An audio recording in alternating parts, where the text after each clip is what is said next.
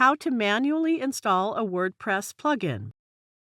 You can manually install a WordPress plugin by doing just 3 simple things. You first have to download, then upload, and then activate the plugin. I will show you how you can easily install any plugin that you have downloaded in WordPress manually. First of all, log into your WordPress admin dashboard. Go to Plugins and click Add New.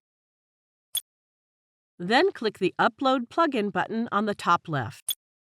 Now go to Choose File. Here is the zip file of the plugin I have downloaded. Click to select the file and then click the Open button. It shows the name of the zip file I have selected. Let's click the Install Now button. It shows a success message and a blue Activate button. When you click it, the plugin will now start working on your website. I hope you find this tutorial helpful. Thank you for watching.